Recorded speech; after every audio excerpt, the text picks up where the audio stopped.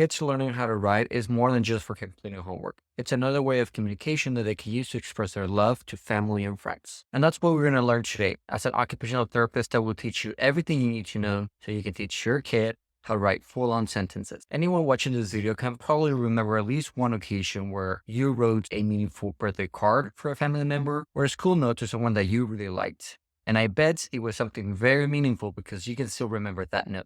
Now imagine if you can teach your kid how to write. This will allow them to have the same opportunity so they can write the same type of notes to their family and friends. And to make things easier for you, I created a self-paced free course on our website that covers everything we're about to talk about. It has free handouts, ideas, toys, so go check it out. Our writing course is broken down into 12 different missions. Number 1, we're going to learn how to scribble. So in other words, make a mess. This is where kids learn how to move their writing utensils. I'm talking about markers, finger painting, paintbrushes. This is where they learn their hand or the writing utensils has an effect on the surface. It could be cardboard, the walls, paper. The whole point of this mission is for them to learn that their movement has an effect on something. We're going to review mission 2 through number 8 all together. And these missions will teach us the foundational skills that we need for writing letters. There's a catch with mission 2 to mission 8. They're boring. But they're boring only if you focus on repetition. If you focus only on repetition, your kid is going to hate learning how to write. And if that happens, you're going to hate teaching him how to write. At that point, your kid's not going to learn how to write. So let's make it fun. You'll need to think of 3 different things. What mission are you going to practice? Let's go with mission number 2, which is vertical lines. Then I want you to think of a gross motor activity that your kid loves. It can be jumping, it can be spinning, it can be running. So for this exercise, let's go with jumping. And then finally, something they can play with their hands. So let's use Play-Doh. Everyone says Play-Doh. Now let's put it all together. Your kid is going to go to the other side of the room, grab a Play-Doh container, jump over pillows all the way back to this table, get the Play-Doh out, and then roll a vertical line they can trace with their pencil over the Play-Doh line, and then copy that vertical line into the handouts that we provided. And that's it. You can target this 5 minutes, 10 minutes at most, need that much time. So remember, from mission 2 to mission 8, make it fun. Forget about repetition. Mission 9.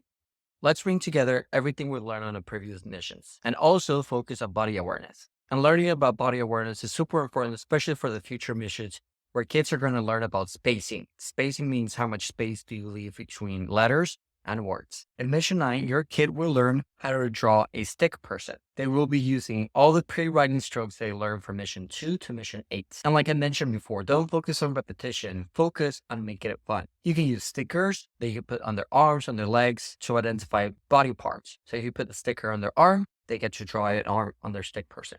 If you want to try something a little bit messier but fun, you can use body paint, where the kids can paint their arms, their legs, and then they can do the same thing with paintbrush. Also, another great game to teach body awareness to your kids is Twister. It might be a little bit challenging at first, but once they learn the rules, they're going to have a blast. Mission 10 focuses on learning the most important letters in the alphabet, the ones used to spell out your kid's name.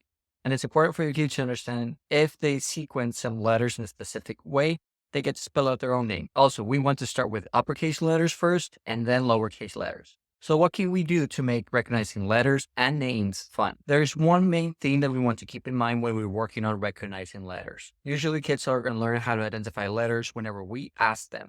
Meaning if we say, show me letter A, they'll go grab and show you letter A. They'll do that first before learning how to tell you what letter this is. In other words, your kid will identify letters receptively, show me that letter, before doing it expressively. Oh, that's the letter A. Most of the kids I work with love to destroy things. So let's make it fun, but safe at the same time. You can go grab 2 different Amazon boxes. On each box, I want you to tape a letter of their name. And then you can ask them to throw a ball or kick a ball to the specific letter that you're teaching them. As they get better to identifying those letters, you can add more boxes with more letters.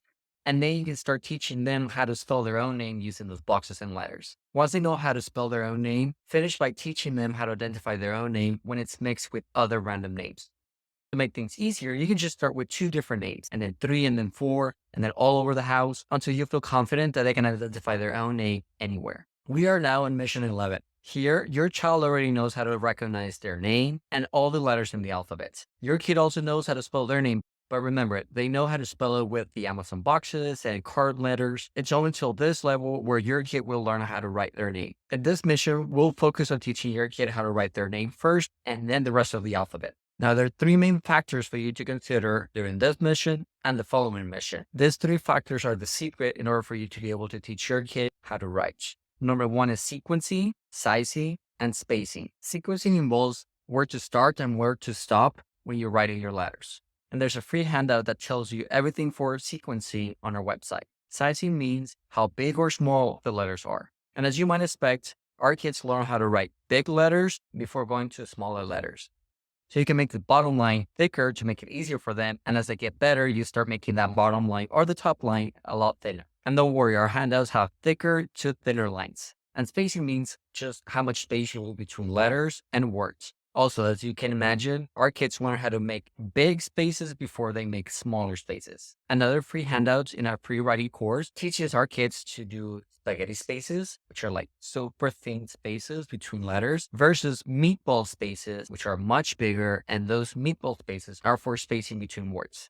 On mission 11, I want you to focus on teaching your kid sequencing first. Remember where to start and where to finish with your letters, then the sizing of your letters, and then finish with the spacing between your letters and words. Before you go to mission 12, there's a handout where you can pick your kid's school grade. On that handout, I want you to practice one last time sizing, spacing, and the sequencing of the letters of your kid. And then the last mission, mission 12.